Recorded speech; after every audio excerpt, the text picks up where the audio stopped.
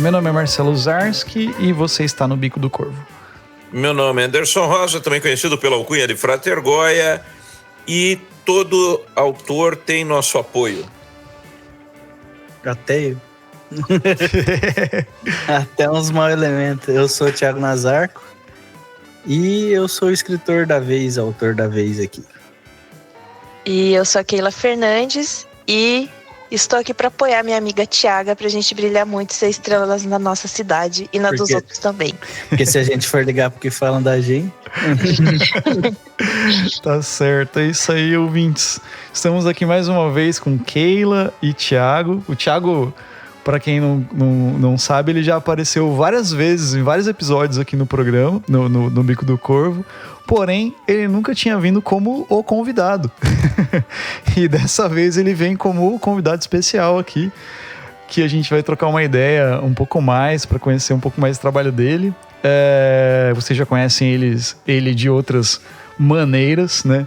Nos episódios do TDAH, nos episódios da Keila, né? Ele participou também, né? Quando a Keila veio aqui também. E no episódio também que do arte... Separar a arte do... Não, eu não tava nesse. Você não tava nesse? Ah, então beleza. Mas, é que eu tava e a gente já virou uma entidade só. A gente tem o mesmo neurônio. Eu tava. Eu tava. Você tava eu tava, porque indiretamente. É o mesmo neurônio. Indiretamente. Nossos adoradores, eles vão rezar para dois deuses ao mesmo tempo. A gente vai saber um pouquinho mais, então, depois da nossa vinheta.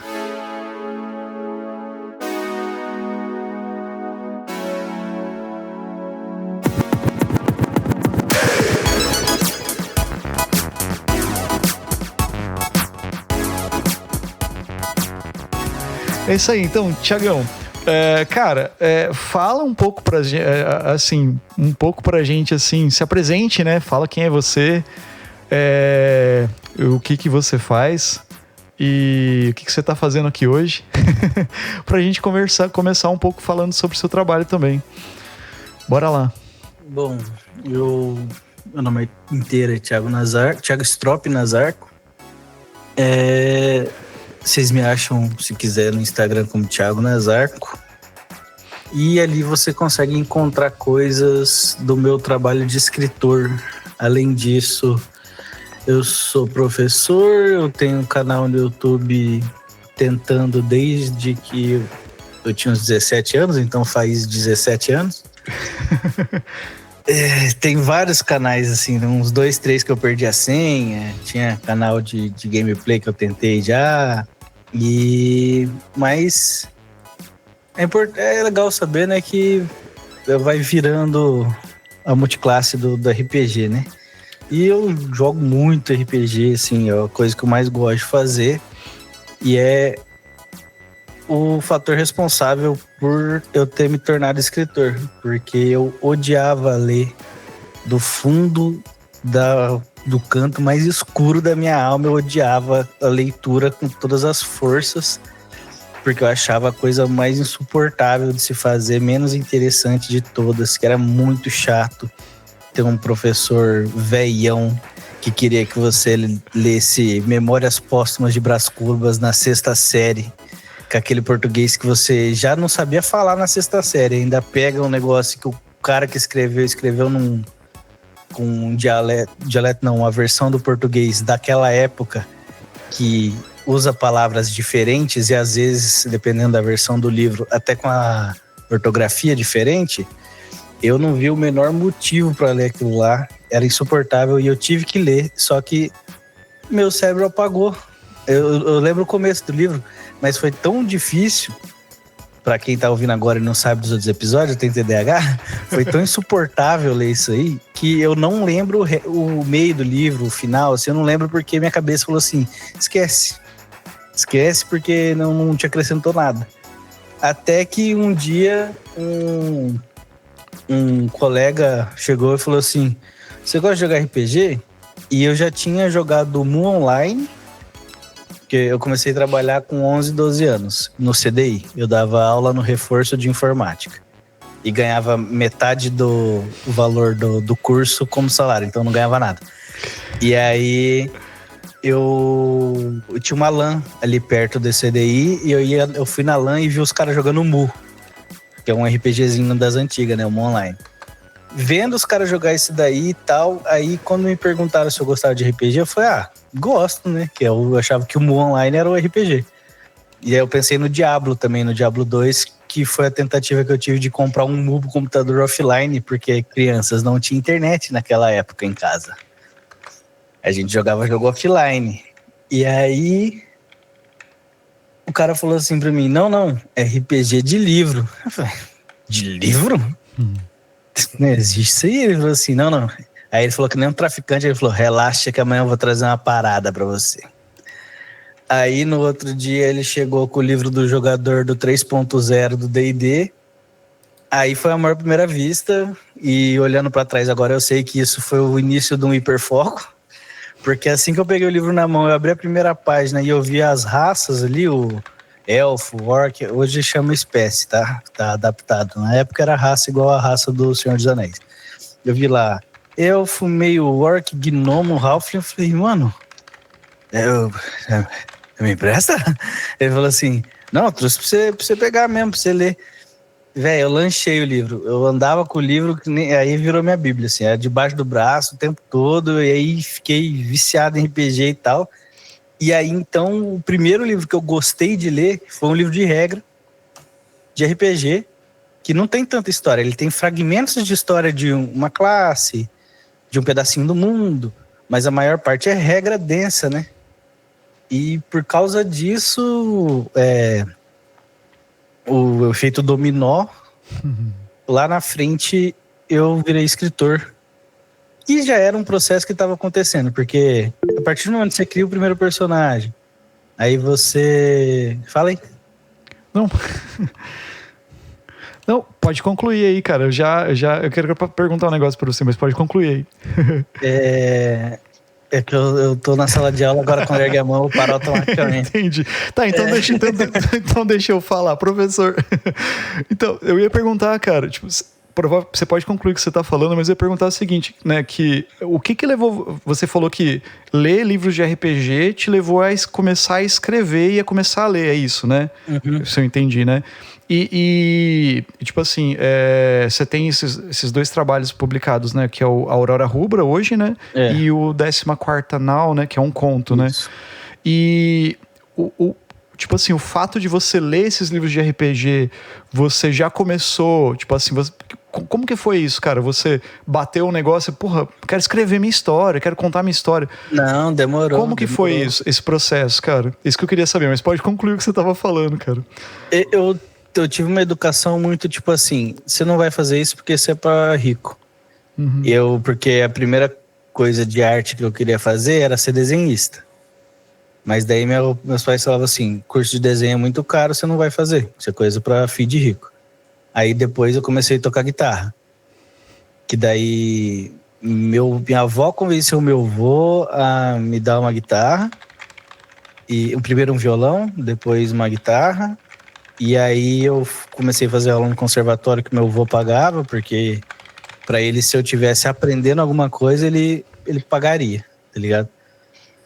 E aí falei, tá bom, então aí eu gostava, eu fiz aula no conservatório, né? Tipo, eu tocava Holy Wars. Tipo assim, é um feito pra uma criança de 15 anos, parada é difícil, né? Master of Puppets, assim, só que daí eu era Rock Wings, né? Eu não queria aprender a tocar MPB, né, velho? Só heavy metal, roqueiro. Aí, Só rock pauleira. só rock pesado. Aí, tipo assim, quando eu fiz 16 anos e tal, aí meu pai falou assim, não, você tem que trabalhar, porque eu ia ensaiar, né? Eu tinha bandinha e tal. Mas daí ele falou assim, não, você tem que trabalhar no negócio da dinheiro, porque você já tem 16 anos. E eu já trabalhava antes, né? Só que não dava dinheiro antes. Aí também era, música é coisa de rico, não vai fazer. Então, eu nunca tinha pensado que escrever era uma coisa que eu pudesse fazer. Só que eu já fazia. Eu tinha cadernos e cadernos que eu pegava e fazia assim, nossa, eu vou fazer uma mesa aqui para nós jogar. Aí eu começava na cosmogonia. Aí eu sempre gostei de, tipo assim, de estar bem embasado o que vai acontecer. pra dar uma imersão, porque eu gosto de ficar imerso também no jogo. Então eu começava a pensar, não, ele tem um vilão assim, sei lá, ele é o vilão, ele quer dinheiro, bem simples assim. Mas por que ele quer dinheiro? Ele quer dinheiro porque o irmão dele foi preso injustamente, ele quer pagar a fiança, então já tem um motivo. E daí eu ia construindo isso, mas de que família que eles vêm? Eles vêm de uma família de ladrão? Não sei. E aí ia indo pra trás assim, então eu tinha cadernos e cadernos dessas coisas, tinha nome de cidade, mapa. Tipo assim, depois que eu aprendi o que era RPG, e aí um outro amigo falou, não, você gosta de RPG, por que você não lê O Senhor dos Anéis? Eu falei, que lê, mano, é filme. Daí ele falou assim, não, pô, o filme é no livro. Eu falei, é nada. Ele falou assim, não, tem o livro. Isso foi o Sato, que aquele conhece. Falei, não, tem o livro, eu te empresto. Eu falei, não, então tá bom. Daí eu fui lá na casa do Sato, peguei O Senhor dos Anéis pra ler. Inclusive, eu já falei do Sato da outra vez, que depois ele me zoava por falar só de RPG. Que é esse tipo de gente que você encontra na escola, né? E aí eu li O Senhor dos Anéis e falei, meu Deus do céu, isso aqui é a melhor coisa do mundo, né? Só que ainda não era uma coisa de eu querer escrever, embora eu já escrevesse o tempo todo, porque toda hora eu estava inventando uma cidade, um lugar, e aí tinha uns livros antigos que ele tinha separado por porcentagem da população da cidade, o número de elfos, o número de não sei quem, não sei o que lá, sabe? Esse tipo de coisa. E aí eu fazia isso. É o TDAH. Eu fazia isso nas minhas mesas também, na minha cidade também. Então eu colocava assim, não, tem essa cidade aqui, tá, mas ela é perto de uma montanha. Geralmente raça de montanha é anão ou elfo cinzento. Então tem que ter uns 3% de elfo cinzento, uns 10% de anão, humano é igual formiga, tem em todo lugar. E aí eu ia fazendo isso e, assim, era bem dizer, todo dia eu tava fazendo isso. Eu gostava demais, era isso e nessa época, Dota. Era isso e Dota que eu fazia, e trabalhava já, né? Mas aí passou um tempão, a vida acontecendo, trabalhei num monte de emprego que eu odeio e certa vez eu fiquei pensando, eu tava bem mal, eu tive depressão, várias paradas assim, né, que acontece com a vida. E eu fiquei pensando, tentando voltar, assim, mano, eu não nasci depressivo, eu não sou depressivo o tempo todo, embora eu me considere uma pessoa triste, porque eu sou meio pessimista, assim. Daí eu falei assim, mas eu não sou depressivo o tempo todo, eu só sou pessimista. O que aconteceu? Onde que eu perdi a essência que me deixava ser só pessimista e tô ficando depressivo, triste de verdade, mas tá faltando. Aí eu fiquei pensando, o que eu fazia que eu não faço mais que tá me afetando?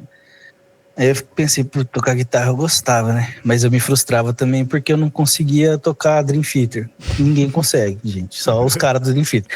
Aí, por que não é guitarra? Fiquei pensando. Aí eu lembrei, putz, faz tempo que eu não jogo RPG com os piá, né, velho? Com meus amigos. Fazia uns 3, 4 anos, assim, que eu não conseguia jogar RPG. Aí eu falei, putz, é isso, velho. Aí fiquei pensando. Falei, deixa quieto isso aí. Não tem o que fazer, vou jogar com quem, né? Sozinho? Não adianta. Aí passou um tempo, eu fiquei pensando, depois, coisa de crise por causa do emprego, falei, putz, eu tenho que ser bom em alguma coisa já, velho. Não é possível que eu não sou bom em nada, meu. Eu tenho 27 anos, isso faz tempo, né? Faz 7 anos. Eu tenho 27 anos, não é possível que eu não sou bom em nada, mano. Todo mundo é bom em alguma coisa, no que eu sou bom? E daí eu lembrei que eu não jogava RPG fazia tempo. Falei, não, eu sou bom no RPG. No RPG eu sou bom. Meus personagens, até quando não são feitos pra ficar forte, fica forte e fica memorável, assim, de lembrar, porra, aquele personagem fez tal coisa, isso e aquilo. E eu falei, pô, eu sou bom em RPG, né? RPG é inventar história, né? Tá aí, velho, eu sou bom em inventar história. Aí, na hora, eu não conectei as coisas, né? Eu falei, putz, que vontade de jogar RPG. Eu vou fazer um personagem aqui, vai que eu arranjo uma mesa pra jogar. Aí eu pensei no personagem no final da jornada, numa mulher fodona, assim, pá. Aí, putz, mas quem que é essa mulher, né? Se esse aqui é o final. Aí eu fui voltando. Aí isso era, tipo, eu tinha saído de um trampo, foi um dia que eu não quis ir trampar de Uber. Eu falei até pra Nanda, eu falei, não vou hoje não, que eu não tô bom, não. Aí de manhã eu pensei nisso, aí eu comecei a escrever quem que era esse personagem, porque eu ia fazer uma ficha de personagem pra deixar pronto, assim, tipo, vai que eu jogo, né? Aí foi voltando, não, mas ela é assim, então, quando ela era criança, né, o level 1 dela é o quê? Ela podia ser ferreira, mas ela é ferreira, ela aprendeu com quem?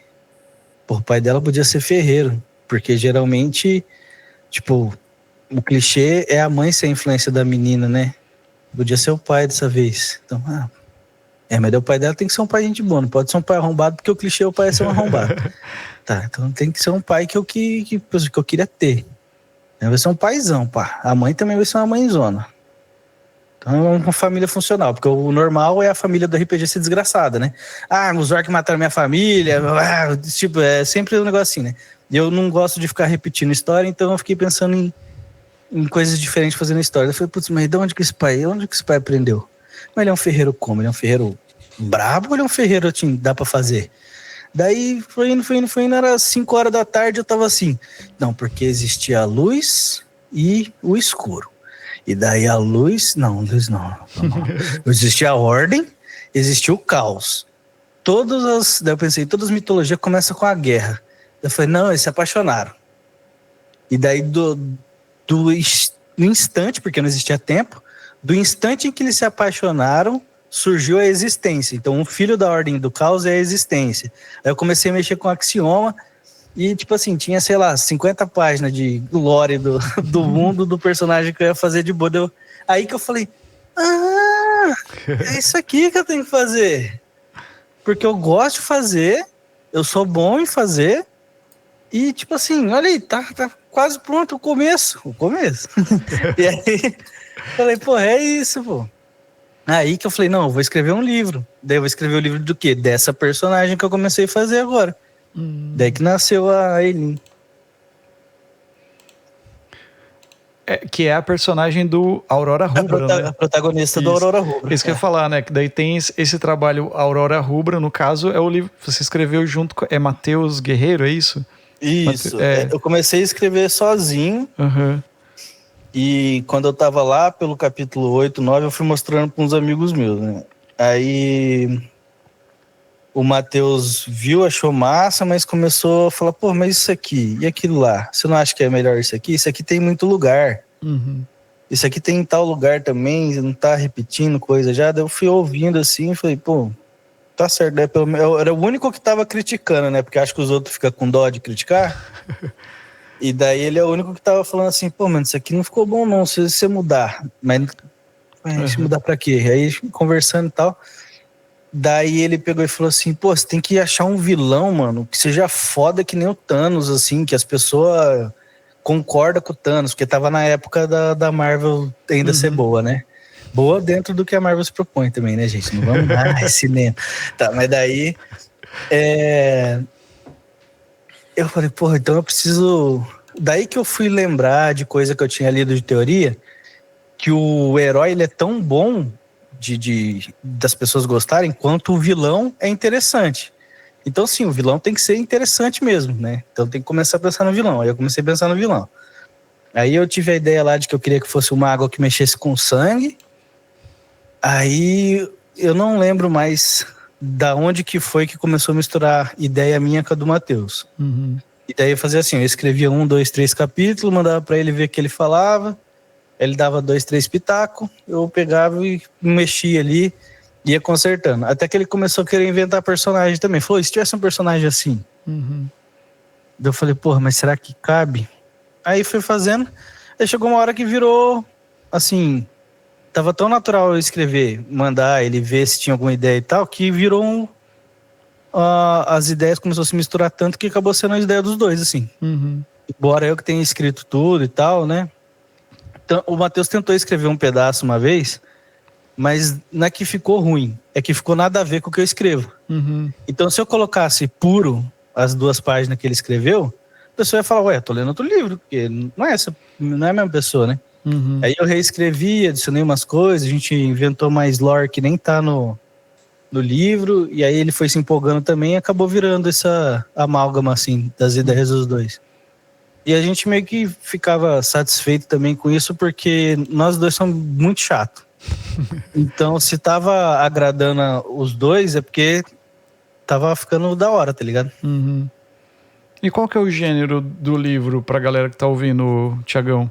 O que você... Antes eu achava que era alta fantasia, Uhum. mas depois de estudar um pouco, ler as coisas daquele e tal, aí eu comecei a achar que eu tava inventando, entre aspas, uma alta fantasia sombria. Uhum. Porque é muito high fantasy, é magia pra cacete, pá, dragão, sabe? Outras raças. Só que os bichos são feitos de carne podre, sangue, sabe? Tem esses Bem RPG. elementos de... Não é bem RPG. Eu acho que é mais pro monstruoso da fantasia sombria, que mexe com essa coisa de podre, de desolação, sabe? Entendi. Que massa. Eu diria que é uma alta fantasia com elementos de terror, então, tipo, realmente é uma alta fantasia sombria, né? Elementos de horror, né? Porque é muito essa coisa mais gráfica, né? Que tem essas paradas mais chocantes, uns bichos desgraçados, um monte de sangue. Incompreensível, tem um ótimo dia. Incompreensível, tem um ótimo dia. Então... O problema da gente fazer RPG, não, tô loucaça já. Da gente fazer podcast junto é que a gente manda as piadas que só funciona na nossa. Só funciona no nosso neurônio. Mas é isso aí. Eu acho que tinha comentado, né, com você. Falar, isso aqui tem muito elemento, né, de fantasia sombria. Acho que se encaixa. Porque tem. Né? O que seria alta fantasia? Desculpa a minha ignorância, gente. Senhor dos Anéis. Dragão, várias raças, monstro fantástico mesmo, fada, magia. A fantasia sombria não. A alta fantasia, ela é aquela que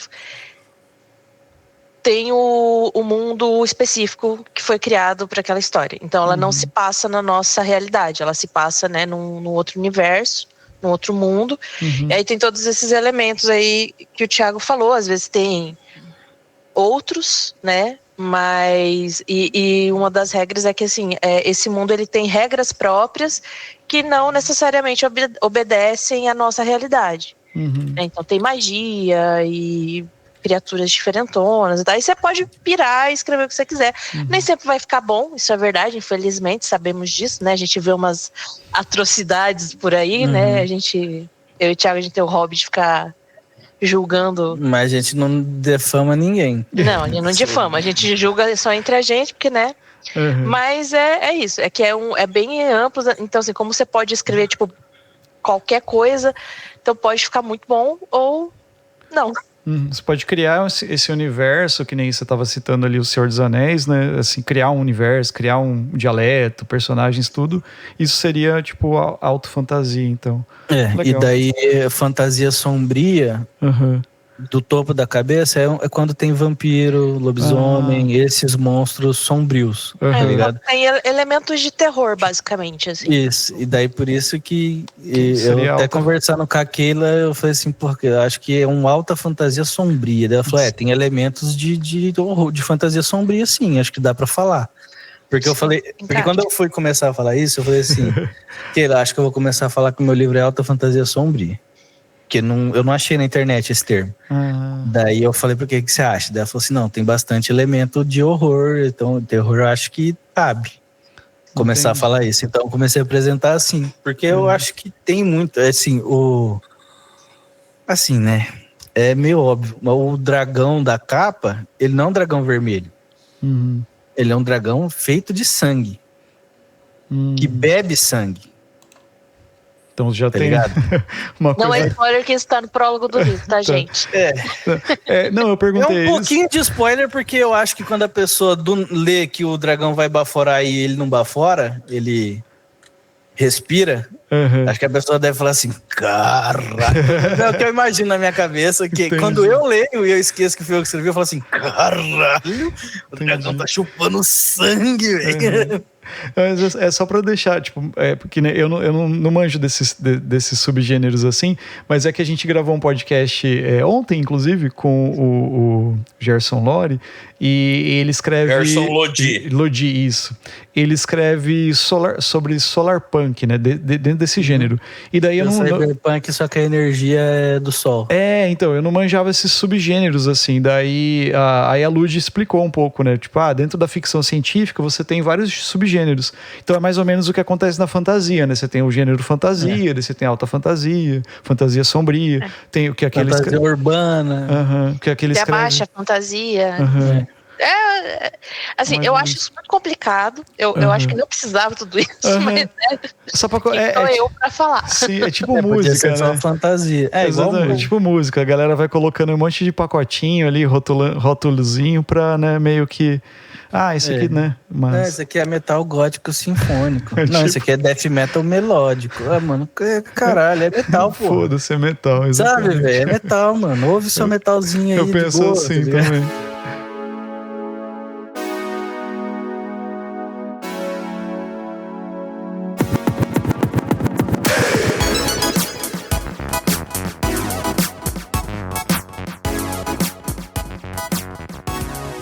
Perguntar até onde que o horror sombrio do Thiagão não encosta num horror cósmico, assim, a la Lovecraft, né? Ele não chega a ter o incompreensível, assim, o grande... O incognoscível. Não tem essa vertente de... Do que é o principal do horror cósmico, que é onde o limite da mente humana quebra. Não tem muito isso, embora tenha pessoas que têm a mente quebrada pelo horror das coisas que elas estão presenciando, mas não é um horror intangível, é por entender. Tipo assim, no Lovecraft é por não entender que a mente quebra. No meu é por entender que a pessoa quebra. Ela consegue entender. E até entender pela história da pequenez humana, bota o ser humano como pior que o cocô da mosca do cavalo do bandido. Entendi. Eu até coloquei. Então, mas o seu conto daí já tem uma pegada horror cósmico, né? Horror cósmico. É horror cósmico. 14ª, não. É horror cósmico, e aí quando alguém pergunta assim tal, eu falo que ele é ficção histórica, porque eu fiz baseado no navio que sumiu quando eles estavam vindo colonizar o Brasil, invadir o Brasil, explorar o Brasil. É assim que fala, viu, crianças? Não foi descoberta. Não foi descoberta. Foi invasão. Viu? E daí, assim, minha pergunta, né? Tipo, você começou ali com o lance do RPG, foi pro lado da alta fantasia sombria, vamos colocar esse gênero aqui, né? E esse conto você escreveu depois, né? Do Aurora, ou mais ou menos durante, não sei. Foi meio durante, assim. Não lembro quando foi, não. Então, tipo assim, são coisas diferentes. Eu não li o livro, né? Então não sei como falar, mas são coisas, são escritas gêneros diferentes ali, né? No caso. Gênero, sim. Isso. Mas você consegue separar na tua cabeça, assim, eu vou escrever isso aqui. Ou, por exemplo, eu tô falando como leigo, tá? Eu não escrevo, só leio, né? Mas, por exemplo, você tem na tua cabeça lá, vou escrever uma fantasia sombria. Vou escrever uma coisa Lovecraftiana ali, uma coisa horror cósmico. Ou não, simplesmente você escreve uma história, tipo, escreve algo, cria algo, vamos dizer assim, para as pessoas rotularem depois. Funciona assim para você? Porque fazendo uma analogia com o meu trabalho de música, eu tenho uma vibe de estudar música instrumental, da escola do jazz, essas coisas assim, mas na hora de compor eu não fico pensando, sabe, assim, vou compor algo, é algo que aparece, que surge, sabe, e daí eu vou lapidando ali até virar uma música. E daí, se a gente for rotular, vocês já ouviram minhas músicas, então vocês sabem como é que funciona. Não tem como falar que aquilo ali, geralmente, é jazz tradicional, sabe? Daí a galera fala, é instrumental, é instrumental contemporâneo, é não sei o que, sabe? Mas eu não fico pensando nesse resultado final. Mais ou menos isso, fazendo uma analogia com o meu trabalho. Como que é isso pra você, cara? Você... É mais ou menos esse processo, ou você já tem algo muito na cabeça, assim, que você quer escrever, sabe? Como que é isso, cara? Eu escrevo a partir de uma ideia que me deu vontade. Tipo assim, o que eu tô escrevendo agora ele vai ser fantasia sombria, mas ele não é fantasia sombria antes de eu ter a vontade de escrever. Eu sei que fantasia sombria é o gênero que vai servir para descrever ele lá na frente. Porque daí é tipo conhecimento. Se você começar a fazer um riff aí com 3 power chords, você sabe que vai virar um thrash metal. Você não precisa, né, definir antes. Mas você sabe que se você começar a fazer um riff que vai usar 3 power chords quase a música inteira, você vai falar, não, isso aqui vai ser um trashão, pá, vai dar pra cantar rouco e tal. Você sabe o que vai acontecer, né? Então é a mesma coisa. É estudo, né? Igual a pessoa fala, é dom de escrever. Não é, não. É treinar. É treinar que nem um doido, estudar um monte. Porque daí quando você tem ferramentas, muitas ferramentas à sua disposição, o que você quer escrever consegue sair da sua cabeça. Porque quando você não tem ferramenta, aí você fica pensando, como é que eu vou escrever? Tendo as ferramentas já é difícil. Porque, tipo assim, às vezes você quer escrever, você escreve uma linha e fala, putz, não ficou bom. Aí você apaga, escreve de novo. Apaga, escreve de novo, apaga, escreve de novo, apaga, escreve de novo. Isso tendo ferramentas, isso estudando. Então é difícil sim. Só que quanto mais ferramentas você tiver, melhor vai sair o que tá na sua cabeça. Então eu não defino antes, não. Tanto que o Aurora Rubra, eu falei assim, putz, eu quero escrever a história dessa personagem. Eu comecei a escrever a história dela e tanto que o negócio do sombrio é uma coisa que eu fiquei com vontade. Falei assim, nossa, tem que ter uns bichão assim, que nojo. Aí, tipo, eu queria botar. E veio depois esse negócio de eu olhar e falar assim, nossa, mas tá meio do mal, né? Esse negócio assim, uns bichos feitos de carne podre, sangue e verme. Tipo, o dragão ele é feito de sangue, só que sangue estraga, sangue apodrece. Então ele vai ficando escuro e cheio de verme na cena, assim. Não é um bicho majestosão, assim, igual o dragão clássico, tá ligado? Então, isso foi acontecendo naturalmente, assim, porque era o que eu queria escrever. E aí, o que eu tô escrevendo agora é o que eu quero escrever. E eu sei que ele vai, eventualmente, ser chamado de fantasia sombria. Tem nome já desse trabalho de agora?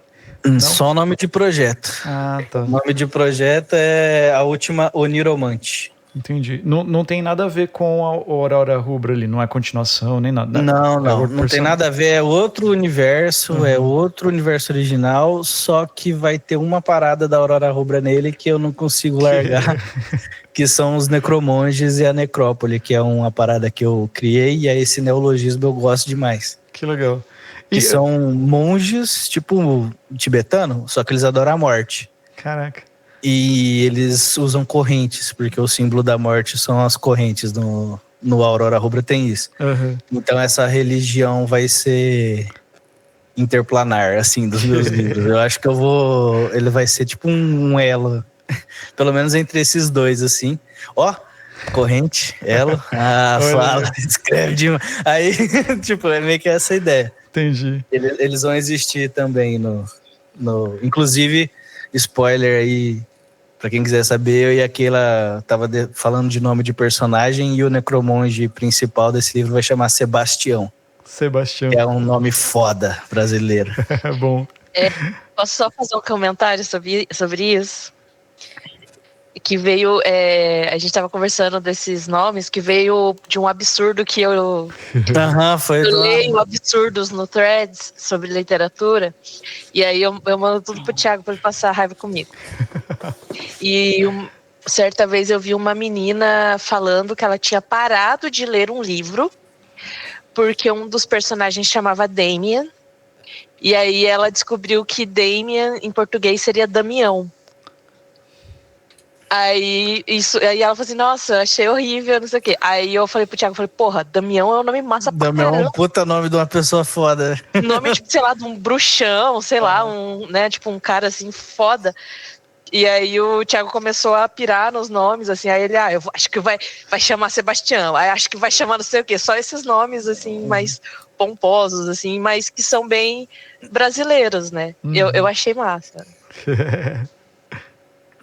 E a gente tem outro que quem quiser descobrir vai ter que comprar o meu e o daquele e procurar. Vai ter um negócio ali. Vai ter Tá virando multiverso agora o negócio. É multiverso. Pior que a gente usou exatamente essa ideia do multiverso, mas não podemos falar o que verso, senão as pessoas vão descobrir. Que massa, tem que ler os 2 livros. A hora que parar de gravar, a gente fala. Bom demais. Daí deixa eu fazer uma pergunta para vocês. Todo mundo pensa, tem uma... que assim, eu quero ser um puta autor do mainstream, eu quero fazer isso, fazer aquilo, eu quero ser tipo o Alan Moore, Neil Gaiman, esses caras assim. Mas aí eu pergunto para vocês, ambos, e vou aproveitar para o Tiagão e para a Keila também. Será que não compensa hoje você escrever apenas para o seu público, né? Em vez de você querer ser um cara super lido e super conhecido, você não ter o teu nicho, o teu próprio público. Eu sei que o meu público, sei lá, eu tenho um público para 500 exemplares, mas são 500 pessoas lendo o teu material, né? E consumindo o teu trabalho, né? Isso não tem tanto poder de realização hoje em dia, que a tecnologia permite isso, do que a gente só pensar em sonhar em ser um super, mega, ultra poderoso autorzão, assim? Eu escrevo assim, eu escrevo o que eu quero ler.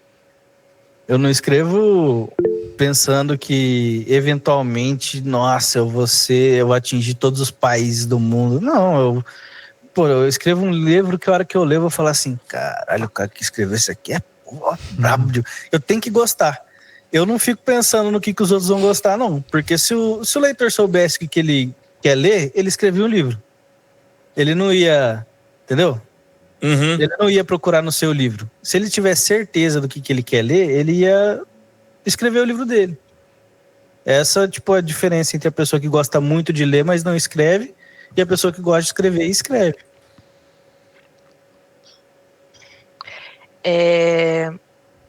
Mesma coisa, eu também. Só queria fazer um adendo assim, aqui, que realmente eu queria muito ser igual o Alan Moore, porque eu acho ele...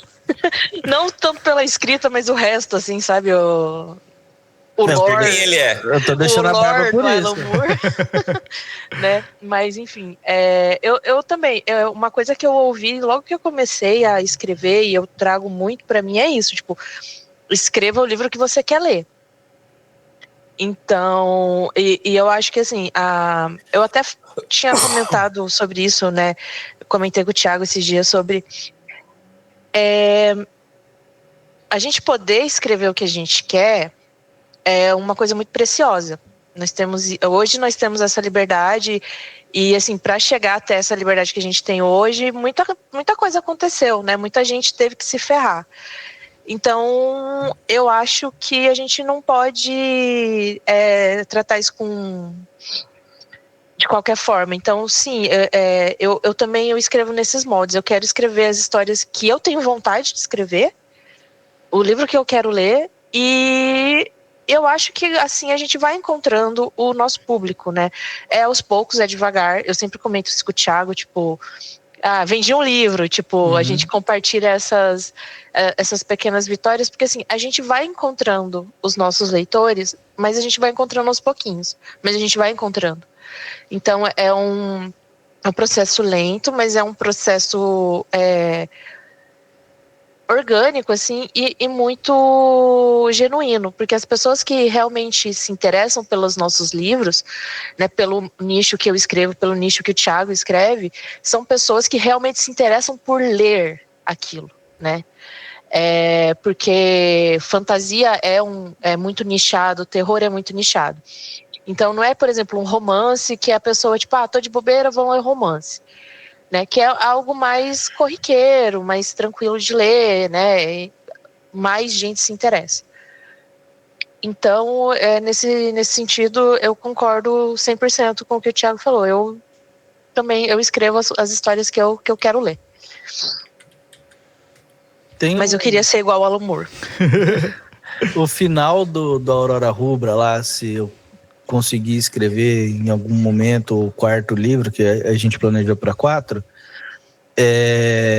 eu tenho a cena, entre aspas, filmada na minha cabeça do que vai acontecer e do que a protagonista vai falar, e ainda é uma frase de efeito que cabe, não é uma frase de efeito forçada, é uma frase de efeito que cabe em toda a história que a gente pensou. E quando eu comecei a falar e descrever pro Matheus, eu lembro, eu estava trabalhando de porteiro num condomínio de arrombada, assim, que as casas custam 600 mil reais. E aí eu comecei a falar para ele, descrever a cena, daí acontece assim, o céu vai estar assim, aí ele vai estar arrogante por causa disso, só que ele não vai perceber que a Elin fez tal coisa, porque ela não ia querer fazer também, só que quando ela faz isso, ela consegue tal coisa, e daí ela faz isso e fala. Aí eu mandei pra ele e foi uns 3 minutos de áudio. Aí ele falou assim, peraí que eu já respondo que eu tô chorando. Daí eu falei assim, eu também, calma aí. Porque enquanto eu tava falando, eu fui emocionando. Isso é um dos superpoderes do TDAH, que você sente o cheiro da sua imaginação, você vê, você tá lá, tá ligado? Você tá acontecendo. O cérebro do ser humano normal já não distingue imaginação da realidade. Pra quem tem o superpoderzinho, aí você vê, tipo assim, eu consigo ver a cara da atriz, que não existe, porque ela é uma soma de várias pessoas que eu acho que tem a ver com a aparência da Elin, falando a parada, entendeu? Em português e tal, não sei o quê. Isso é o que a gente quer escrever, sabe? Eu escrevo pra isso. Eu escrevo pra enquanto... Mano, assim, eu não tô me autopromovendo, assim, falando que eu sou muito bom, etc. Isso aí as pessoas têm que dizer. Mas pra mim, quando eu tô escrevendo batalha, eu sinto a canseira de quem tá lutando, tá ligado? Eu falo assim, nossa, isso aqui, pai, acontece isso e tal... E a hora que eu termino de escrever, assim, eu falo assim, nossa, essa luta aqui. E aí depois eu vejo se faz sentido tudo, né? Se não teve... Ué, mas ele bateu com essa mão, mas a arma tava na outra. Porque eu sou detalhista desse nível, assim. E depois quando eu leio, eu falo assim, nossa, isso aqui mesmo que eu queria ler, tá ligado? E aí é assim que eu escrevo o tempo todo, Goya.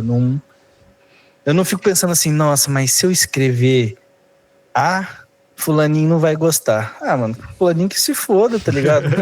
É que eu pergunto assim, muito no sentido de que às vezes, principalmente o leitor novo, o escritor novo, ele fica pensando assim, cara, eu preciso escrever um troço que isso vai me fazer entrar numa grande editora, isso vai me fazer entrar a querer ser lido. E na realidade, se ele apenas fizer o trabalho dele bem feito, ele vai cavar o público dele em algum momento. Eu vejo essa parte aí, ela tem 2 caminhos, né? Ou é uma pessoa que realmente não tem noção do quão difícil é e acha que vai conseguir escrever o primeiro livro, estourar e ganhar prêmio e ser o brabo, né? Academia Brasileira de Letras, não sei o que e tal. Ou o que eu critico, que eu não gosto, que é o escritor way of life. Que ele só quer falar que é escritor. Aí tira a foto do cafezinho do lado do Kindle. Aí, muito difícil escrever, não sei o quê. E você sabe que a IA tá escrevendo pra ele. Sabe? Tipo, porque você vê que o texto, tá o mais genérico possível. Então tem esses 2. Só que eu acho que isso é de gente que ainda não tá com a experiência de entender que é muito difícil estourar, tá ligado? Quando eu comecei a escrever, eu já sabia, mas eu já era velho, né, 27 anos, eu já sabia que não ia estourar. Porque as coisas não estouram na vida do trabalhador médio. Só o cartão de crédito estoura, o resto não estoura, véio. Então, assim, eu sabia que ia ser difícil, sabia que ia ser árduo e tal, até a gente fala no nosso canal de RPG aquele, tudo que não dá dinheiro eu tô lá. Eu sou escritor, eu sou professor, eu faço live no YouTube, eu tenho TikTok, não dá dinheiro, eu tô fazendo, entendeu? Eu já fui músico, né? Eu tô com vontade de comprar uma Jackson Flying V, mas aí, né, pra voltar a tocar, só que agora ia ser demais. Esse é o TDAH falando assim, compra lá. Só que eu sei que eu não vou ter tempo, porque eu tô estudando, trabalhando, fazendo as lives de RPG e arrumando um monte de coisa na minha cabeça o tempo todo, então não ia dar tempo. Só que dá vontade, né? Eu acho que é isso, eu acho que é a inexperiência de achar que vai estourar. E tem o outro negócio que o escritor ele tem que ser sofrido, velho. O Ariano Suassuna fala, velho, gente que tem a vida muito boa é desinteressante, mano. Não acontece nada na vida da pessoa. Ele não tem de onde tirar experiência pra botar no livro. Agora, a pessoa que a vida inteira sofreu com alguma coisa, você fala, pô, esse cara sabe escrever um negócio interessante ali, entendeu? A pessoa com 19 anos deslumbrada é porque ela, sei lá, não tomou um toco, não sofreu com algum diagnóstico não diagnosticado. Essas coisas assim, sabe? Que essa inocência deslumbrada de achar que vai estourar. Sei lá. Eu acho que é mais da... Se bem que agora eu tô pensando aqui, também tem o fato do que as mídias sociais acabam influenciando as pessoas a acreditar que vai dar certo, né? Porque tem um monte de gente fingindo que deu certo.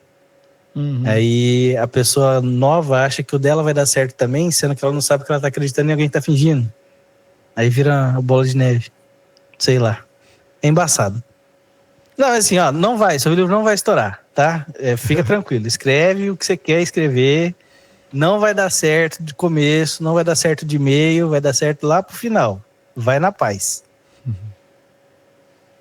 Se você que estiver ouvindo aí for escritor. Você tinha comentado, me veio um negócio na cabeça que eu queria saber.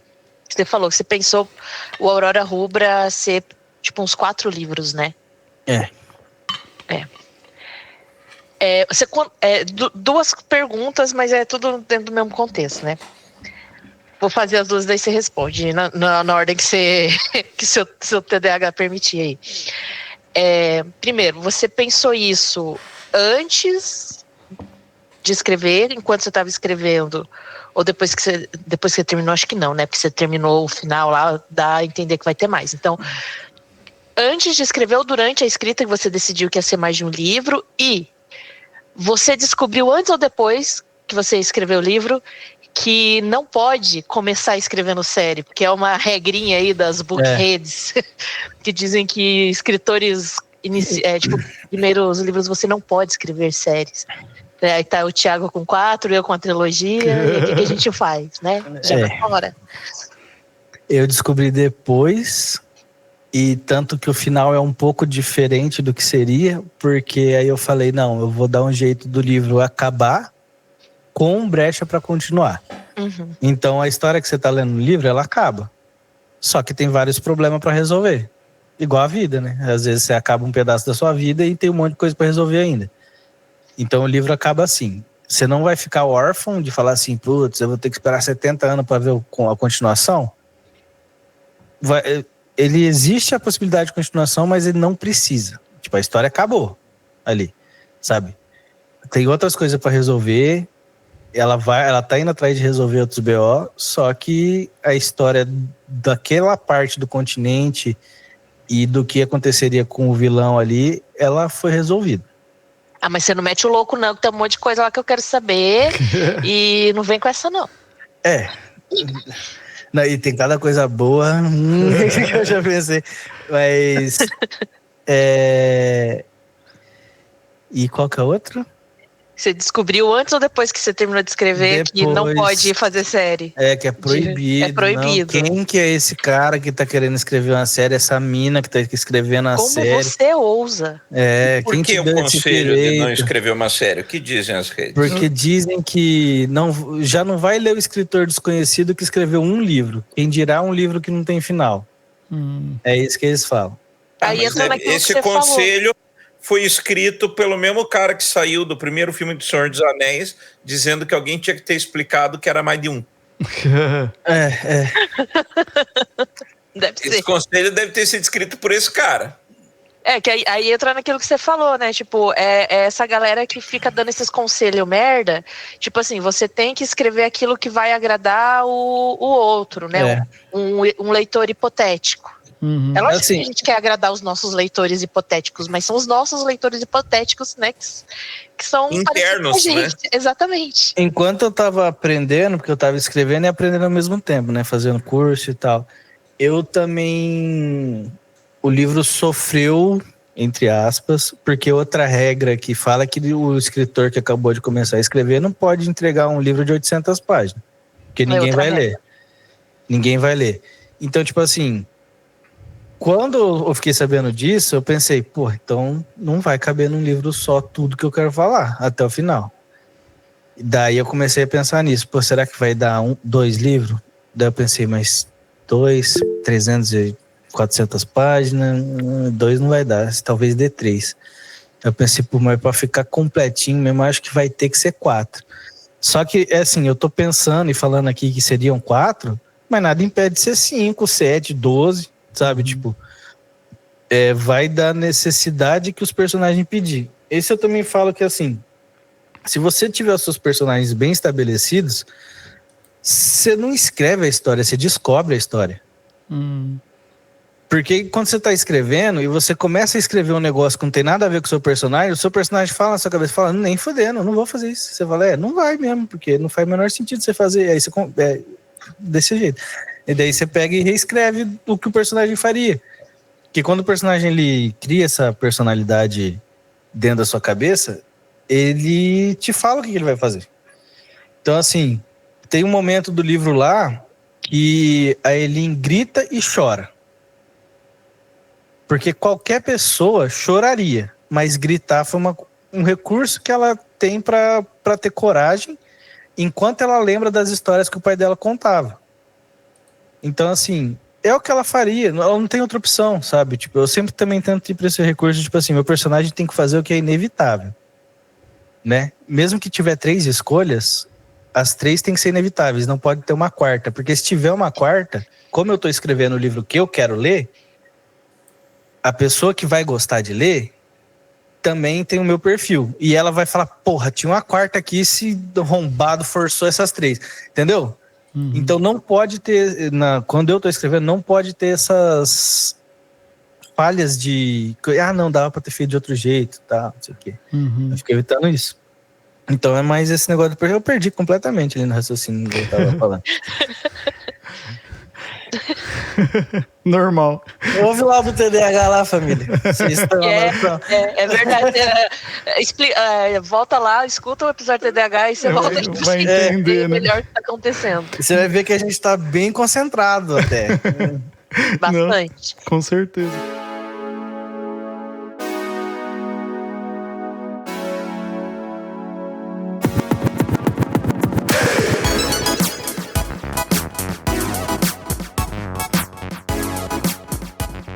O lance que o Goya falou ali, né, de você escrever talvez para um público, até você colocou, né, que você escreve para talvez para quem gostaria de ler você ou alguma coisa, ou que você gostaria de ler, né? Tem um livro da Amanda Palmer que eu li que ela fala um pouco disso daí, né? Na verdade, ela fala da experiência dela criando coisas assim, sabe? Que ela fala que você tem um público que te apoia, vamos dizer assim, sabe? E isso vai fazer com que você consiga...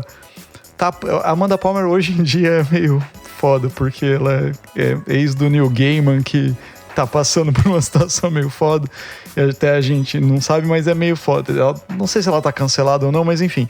Mas eu achei muito legal o que ela escreveu, porque ela fala um pouco disso, dessa experiência dela produzir algo pro público dela especificamente e o público dela apoiar. Tem um termo, como que é, Goya? É a teoria dos 1000 fãs. Isso, Né? Que você não precisa ter 1 milhão de fãs, mas você tem que ter aquele 1000, que na realidade pode ser qualquer número, que se baseia no seguinte, eu quero ganhar, por exemplo, você vive com quanto hoje? Eu vivo com 10 mil. 10 mil? Então vamos lá. Você arruma 10 pessoas que te deem R$1.000 cada uma? Não. Então você arruma 20 que te dê 500? Né? Não. Você arruma 40 que te dê R$200 cada uma? E assim por diante. Então você tem que ter aquele público cativo, né, que vai consumir o teu produto, que é um público nichado, né? E daí existe essa teoria que você não precisa ter um número grande de pessoas, mas sim você tem que aprender a cultivar o teu público, que aí esse público vai seguir você ad eternum, né? E aí você consegue até renovar esse público, que também vai ter pessoas que vão cair e tudo mais, mas que vão suportar a tua obra, né? Que nem, por exemplo, eu estava esses dias comentando ali na academia de letras sobre isso, né? Que o pessoal vem todo, porque literatura, porque eu faço literatura, papapá e tal. Eu falei, gente, eu faço livro esotérico. É a segunda categoria de livros que mais vende depois de livros técnicos, né? Que são leitura obrigatória. Então, eu estou focado em atender uma demanda de um público específico. Que se eu penso como autor em ter renda passiva, tudo mais, o meu foco é esse público, que é um público que todo ano se renova. Aí o cara compra o livro, faz o curso de tarô, faz a vivência, depois vai ter uma... Então, você vai criando, né, opções que esse público vai se envolvendo. E acho que hoje a internet trouxe para a gente a possibilidade disso acontecer. Né? Por exemplo, nada impede que vocês comecem a ter, daqui a pouco, lancheira, camiseta, tudo em cima do universo que vocês estão criando. E o mais legal é que... Ia ser do caralho uma lancheira com o diabo, né? Imagina que legal, um dragão feito de sangue. Exatamente isso, a lancheira de Lúcifer. Mas o mais legal é que o jeito que ela coloca isso, né, isso que o Goya falou, o Goya falou bem mais técnico, assim, mas ela coloca isso de um jeito natural. É uma relação que ela tem com os fãs dela, sabe?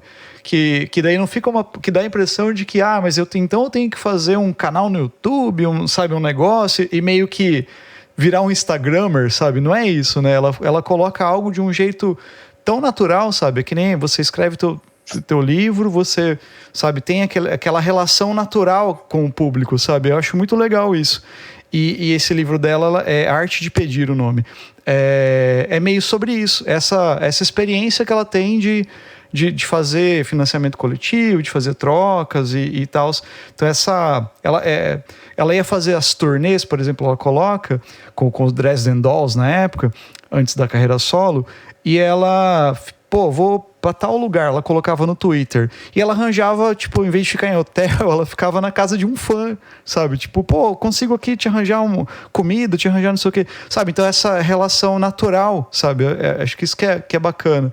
E é uma parada que eu acho que é meio que pra quem é artista independente tem um pouco disso, né? Tipo assim, tanto escritor quanto músico e tal, você meio que tem...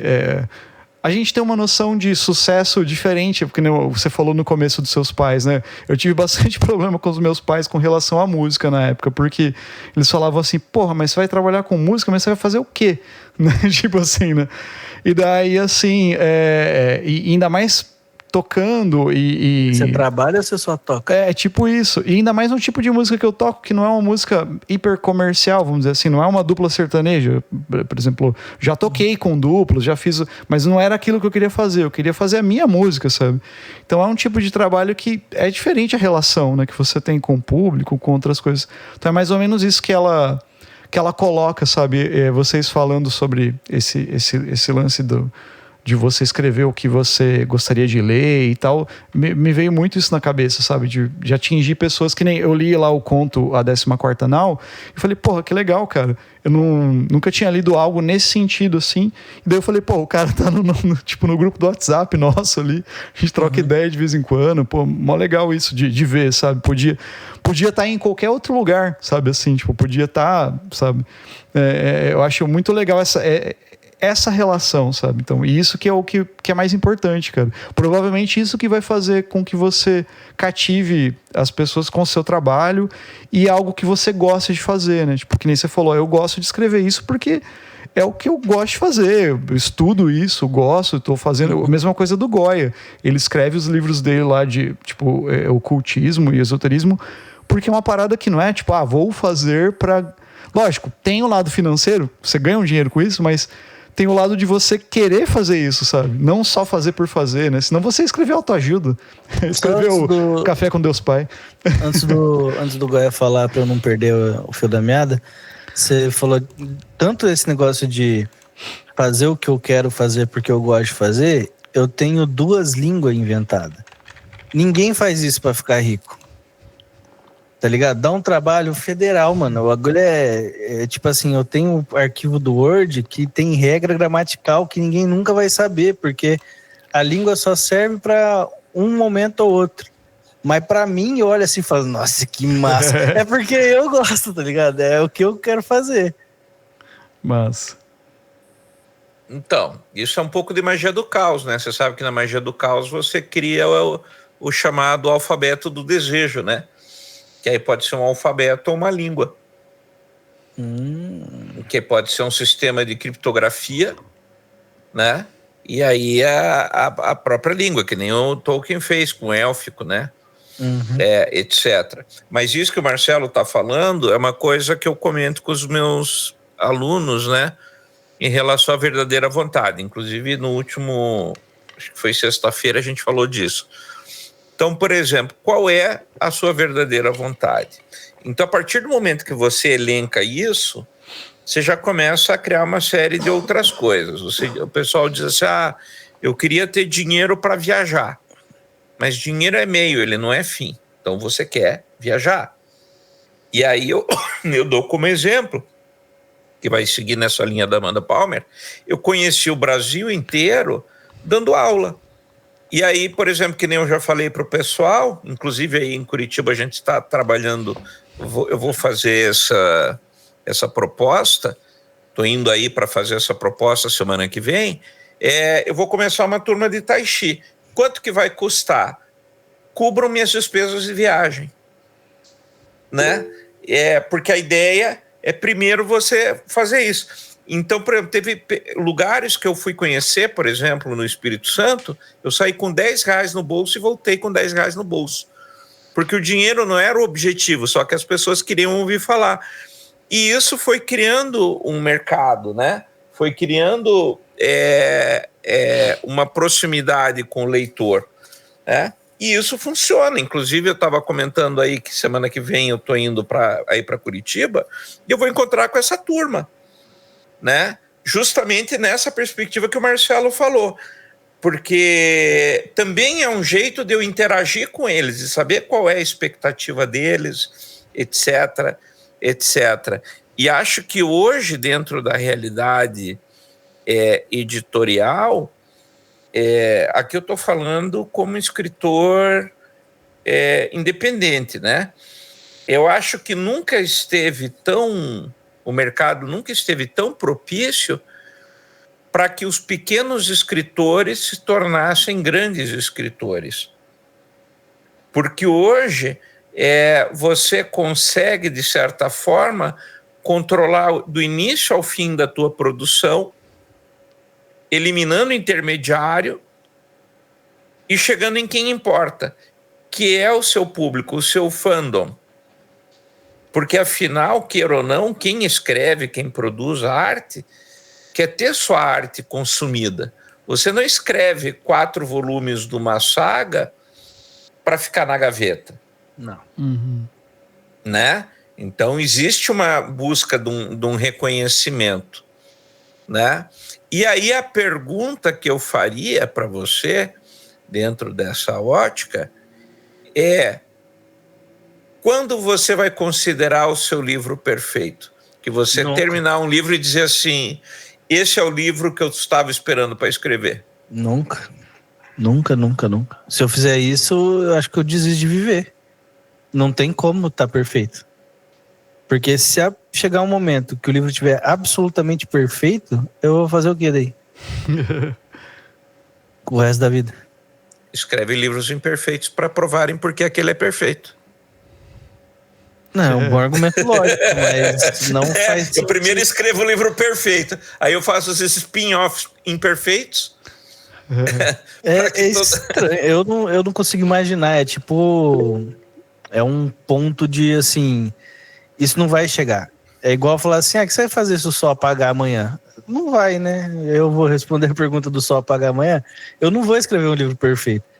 E tanto que você terminou de escrever o livro, terminou de contar a história, revisa uma vez a ortografia e tal, e vai escrever outra coisa. Senão você nunca vai publicar seu livro. Você vai sempre estar mexendo. Isso é verdade, mano. Esse lance de você... Música também. Tipo, Dá pra botar mais um ligadinho aqui, ó. Mais um harmônico. Que gostoso. Aí você fica nessa. Eu tô fazendo uma trilha pra uma bailarina aqui de um espetáculo solo.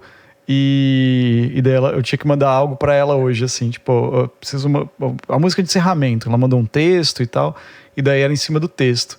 E daí eu fiquei fazendo, peguei a ideia, gravei e fiquei fazendo. Daí eu falei, nossa, mas dá pra pôr mais isso aqui, mas dá pra pôr mais isso aqui, mas dá pra pôr. Daí chegou numa hora que eu falei, caralho, não dá pra pôr. Tipo, chega, tá? Tipo assim, eu sempre tenho a visão de que finalizei. Não é que tá perfeito. Tipo assim, é pra ser assim. Porque senão, que nem você falou, né? Tipo, nunca vai estar pronto. Artista nunca tá pronto, né, cara? A gente nunca tá pronto. Mano, porque, tipo assim, você lê o livro inteiro, você vê sua música inteira hoje.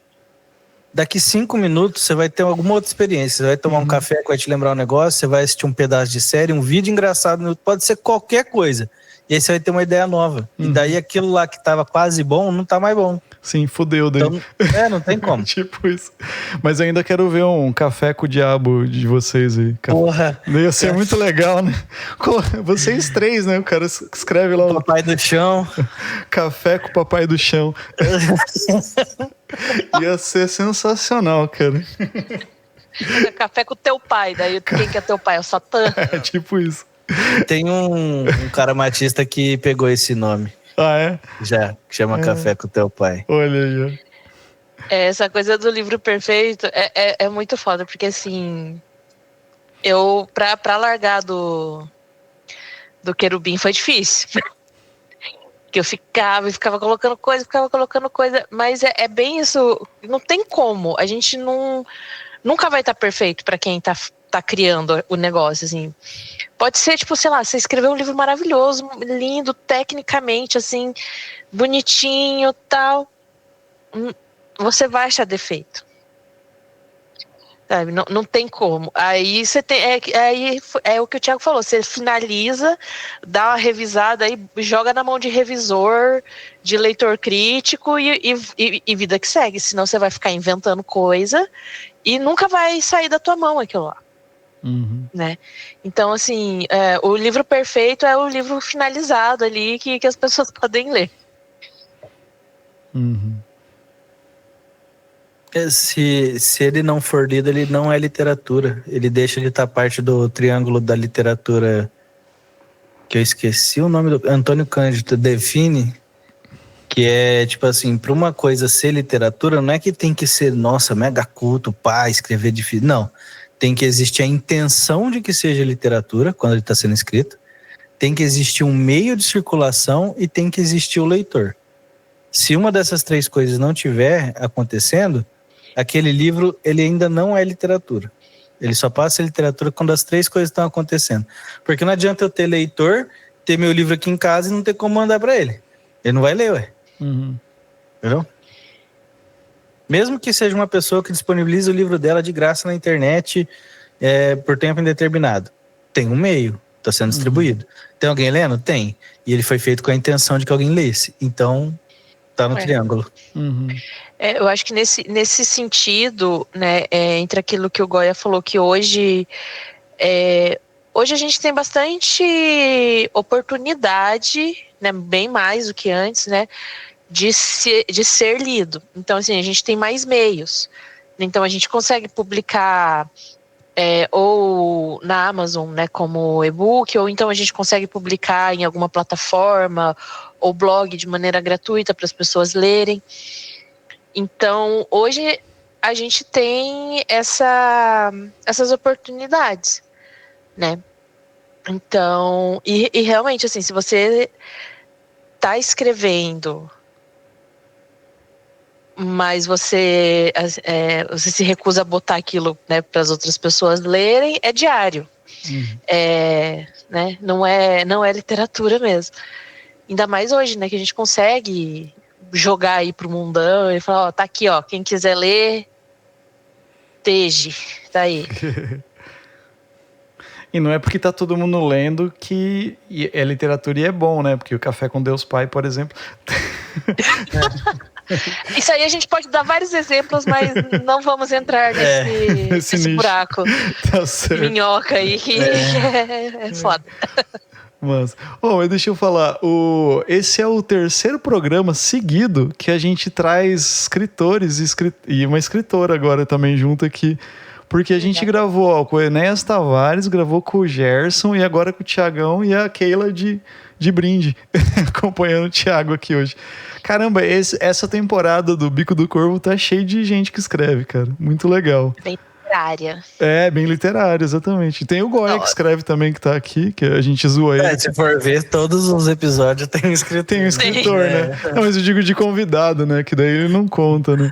Aí ele não te chamou, você entendeu essa entrelinha aí, Igor? E você não é convidado. Eu nunca tive uma entrevista.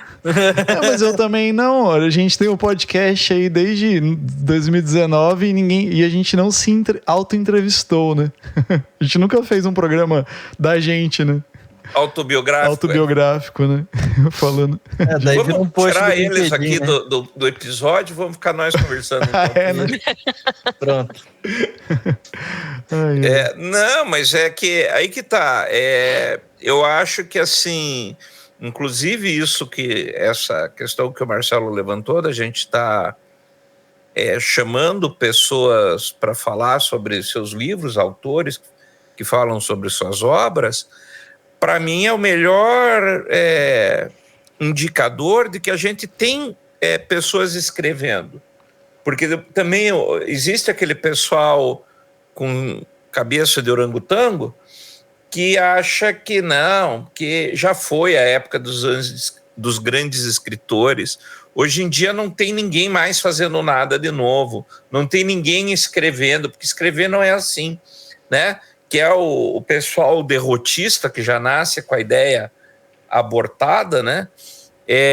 E a prova disso é justamente isso. Aleatoriamente, sem programação, a gente já fez uma pasada de episódios com novos autores e que estão trazendo material diferente. Diga, Keila. Não, isso aí que você falou é muito real, porque assim, a gente tropeça direto em discursos como esses, né? As tretas, eu sempre trago as tretas das redes sociais que eu fico de olho. A gente começa a conversa com eu não vou passar raiva sozinha. Exatamente. Geralmente é assim. E assim, o que a gente mais vê é uma galera com esse discurso assim, porque escritor não pode isso. A pessoa quer escrever, mas tá fazendo tal coisa que não pode, né? A última foi que eu comentei com o Thiago, foi que assim, rolou umas polêmicas falando que era falta de respeito escrever fantasias e romances, né? Que tem um gênero que a galera chama de romantasia, né? Que geralmente é um romance, uma historinha de amor ambientado num cenário fantástico e tal. Mas assim, falando que romantasias e fantasias não poderiam usar elementos e personagens de mitologias e folclore. Isso seria um desrespeito, né? Indígena e afro. Não, e assim, a galera ainda foi longe, falou que era um desrespeito com os celtas e com os helênicos. Não, real, foi muito. E assim, você pega assim, a galera que escreve fantasia no Brasil, é o que mais tem, é o pessoal usando, tipo, folclore, né, mitologia indígena, mitologia afro. E é claro, a gente tem que ter responsabilidade quando a gente vai trabalhar com esses temas, é o mínimo. A gente precisa estudar, a gente precisa pesquisar, a gente tem que evitar cair em estereótipos, né, que são prejudiciais, que são racistas. E assim, tem como a gente usar esses elementos e fazer uma coisa muito legal. Tem muita gente que faz isso, mas aparentemente não pode mais. Então assim, o que pode? A gente tem que escrever sobre o quê? O que é permitido para o escritor nacional escrever. E quem deu essa regra maravilhosa para essa pessoa, seu guardião? Sabe aquele instituto Tirei do Cu? Sim. Eu acho que foi aí. Isso daí é meio aquela pira do lugar de fala, que eu acho ridículo, cara. Não, e assim, e nem era... E se você for ver... É uma galera, tipo assim, que não tem lugar de fala. Uhum. A maioria das pessoas usa o lugar de fala errado. Já então. começa. É porque, tipo assim. Esvaziou o sentido do que é lugar de O fala. lugar de fala não pode ser um lugar de cálice, né? Tipo, não é bem desse jeito, né? E então, assim, se você não. Porque, assim, mitologia. Gente, é muito difícil autor de fantasia que não trabalhe com qualquer elemento que seja mitológico. De alguma mitologia aquilo ali saiu, sabe? Nem que inventar a própria mitologia no livro, ela vai ter uma base. Ela vai ter base no que já existe, né? Porque tem isso também. A gente, as pessoas, elas... Eu vi o pessoal falando, não, em vez de inventar do zero, fica usando coisa que já existe. Não tem essa de inventar do zero, gente. Não tem. Nem as próprias mitologias foram inventadas do zero, né? Então, existe muito isso. Então, mas essa galera derrotista que fica naquela, tipo, que o Brasil não tem escritor bom, que escritor independente, nacional, é tudo ruim, só escreve não sei o quê, só escreve putaria, não sei o quê, a fantasia nacional é muito ruim. E só que a pessoa não pega um livro para ler, sabe? Não vai atrás de saber. E não se informa sobre absolutamente nada. Tá tudo bem escrever putaria também. Tá tudo bem escrever putaria, gente, por favor. Vai na sua aí, seja feliz. É o que você quer escrever? Mas escreve bem. Tá. Tipo assim, escreve, treina, tá ligado? Treina, revisa, né, o texto, né, usa o português bonitinho ali, né, enfim. Bom demais. Esse tipo de pessoa que faz esse comentário deve ler Augusto Cury. Mano. Só a orelha do livro. Só a orelha do livro. Não lê, ele bota na IA, pede pra IA resumir, aí ele bota na outra IA que lê, e aí ele ouve. Ouve o resumo, não, né? O cara assiste vídeo de coach e é isso. Nossa. Tem que pagar pra legendário. Como a gente é compromissado com ter raiva, aí a gente já pega e faz o CSI da pessoa. Entra no perfil, vê que merda mais compromissado fala. Com ter aí raiva. Aí essa pessoa, a gente foi descobrindo ali, ó, que só tenta crescer, meter né, o louco, crescer com mulher, com post de mulher. Olha só, quem diria, né? Obviamente, né? E aí, daí, pra você saber que voto errado, é rapidinho. Certeza. Aí as meninas dando uns textão lá, as meninas, tipo, que estudam literatura, né? Galera de letras, dando uns textão lá, e o cara, que boa. Esses estudantes de letras, tipo, porra, se a pessoa que estuda letra não pode falar de literatura, que pode? Caralho, mano. Então tá nesse nível, então é muito complicado, né?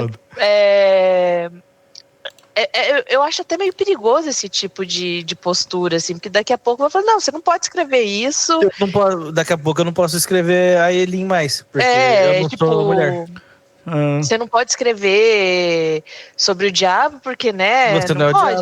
Diabo, né? É o diabo, imagina. Não pode. Né? Não pode escrever terror, não pode falar que tem sangue num livro de terror. É foda, é difícil, gente, muito difícil. Que bosta. Mas a gente continua aí escrevendo, porque é isso aí que a gente tem que fazer. Prezamos a independência justamente por causa disso. Achou ruim, bota a dentadura no... Opa! Pra gente ir pra uma reta final num clima melhor, não tão bad assim, né? Passou a raiva, Passou a raiva. Ô, Thiago, onde que a gente encontra os livros, o Aurora Rubra, né? E o conto, né? Como é que... Os dois são e-book, os dois estão na Amazon e você consegue comprar lá. A versão da Amazon do Aurora Rubra, ela tá melhorada, porque eu revisei ela mais uma vez, corrigi algumas coisas e tirei palavras, porque, igual eu falei, no livro nunca tá perfeito, e entre a primeira edição e a segunda passou uns 2-3 anos. O tanto que eu aprendi da primeira vez para a segunda é um absurdo, e provavelmente se eu pegar meu livro agora e for fazer uma terceira edição, ele vai melhorar de novo. Só que, né, gente, tem que escrever outras coisas, né? Tá certo. Como a gente já disse. Mas assim, confia, pode comprar lá, é da hora, tem mapinha. Você que quer jogar RPG nele, eu fiz os 2 mapas. Legal. Demorei pra fazer, mas fiz. É É bastante esmero, assim. A ilustração, no caso, é sua mesmo ou não? Aquela ilustração foi o Matheus que fez de uma ideia que eu tive. Legal. E a ideia eu tive pensando na capa do Silmarillion. Bacana.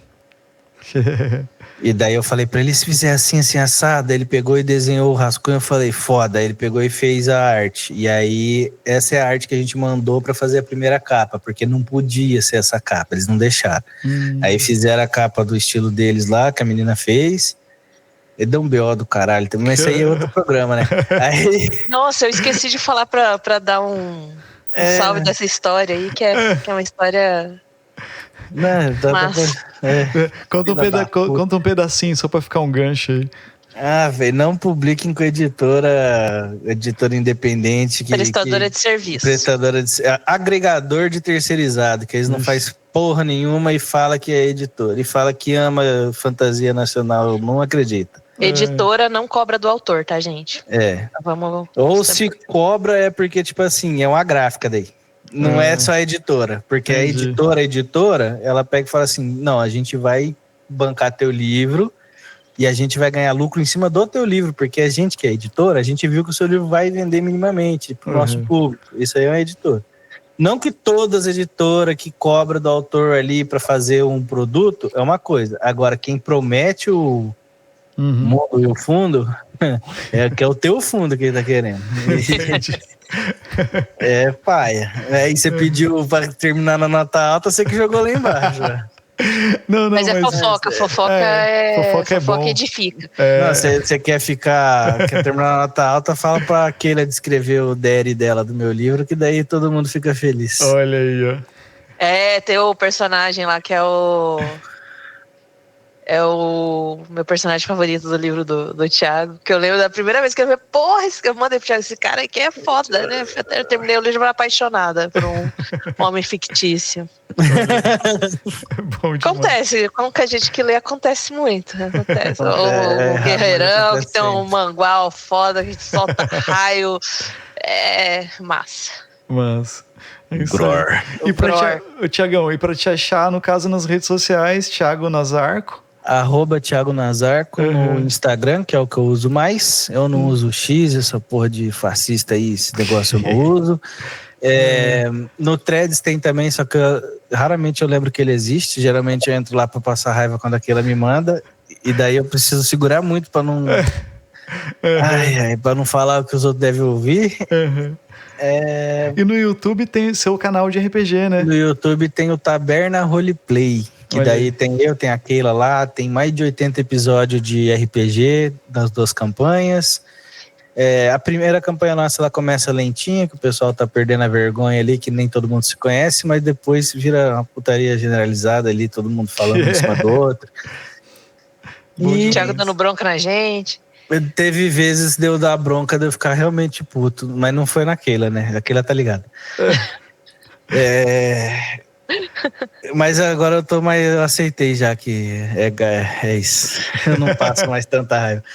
E eu acho que ia ser da hora dar uma olhada no @ da Literazil, que ela postou faz pouco tempo falando do meu livro de novo. Ela já falou várias vezes. Aí agora ela tá recomendando livros além dos livros românticos, livros de fantasia brasileiro que não é romântico. Ela postou faz pouco tempo. O perfil? @Literazil. Literazil. É bem bacana esse perfil. Ela é bem massa. Pra quem gosta de coisa de criatividade, eu vou recomendar a Fábrica de Filmes, que é muito da hora. E como não tem como a pessoa ouvir o Bico do Corvo todos os dias, porque não sai episódio todo dia, ela pode ficar carente de episódio e aí ela vai ouvir um negócio de criatividade lá. Legal. E eu recomendo, se você tiver mais de 30 anos, começar pelo episódio 24, que é a Malhação versus Jason. Eles inventam filmes na hora lá. Meu Deus. É muito bom. Olha só. Na moral, velho. É bom demais. Puta que pariu. É isso aí, então. Pô, gente, muito obrigado. Thiago, muito obrigado aí. Keila, de novo, novamente.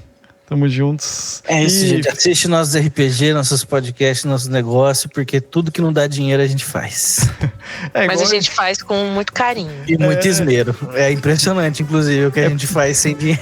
É por isso que a gente mantém esse podcast até hoje. Sem ganhar um tostão com isso. Tamo junto. Isso aí, gente.